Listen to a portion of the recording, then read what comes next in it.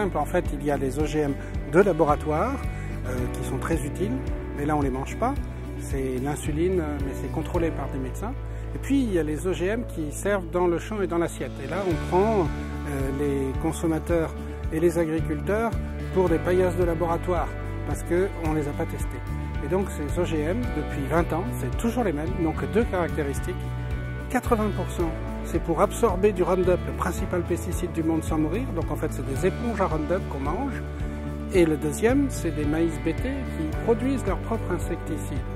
Et donc, étant donné que le Roundup et les insecticides font partie de la grande famille des pesticides, c'est toxique d'en manger à long terme et il ne faut pas manger des OGM pesticides, c'est leur nom. J'ai travaillé avec un agriculteur qui avait donné à manger du maïs BT à ses vaches, du maïs insecticide. Et là, on s'est rendu compte que les vaches développaient, avec le temps, sur 5 ans, des paralysies partielles, des problèmes d'allaitement, des problèmes de santé, de reins, de foie, mais aussi, surtout, qu'elles commençaient à perdre leurs mamelles, l'intérieur de leurs mamelles se détachait quand ils mangeaient du maïs BT à long terme. Donc, ce dont on est sûr, c'est que c'est pas bon. Malheureusement, il y a un grand vide réglementaire pour étudier les effets à long terme, et c'est pour ça qu'on doit s'en prémunir en évitant ces produits. On en trouve aussi du glyphosate chez l'homme, on les trouve par exemple dans le lait maternel.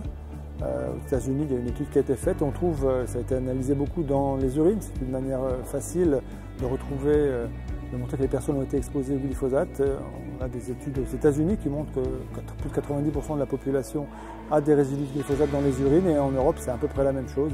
Certaines études parlent même de 100% de la population exposée. Récemment, il y a des tests qui ont été faits sur les parlementaires européens, et là, ils avaient tous des résidus de glyphosate dans les urines, plus ou moins, selon les pays, selon les personnes, selon les régimes alimentaires.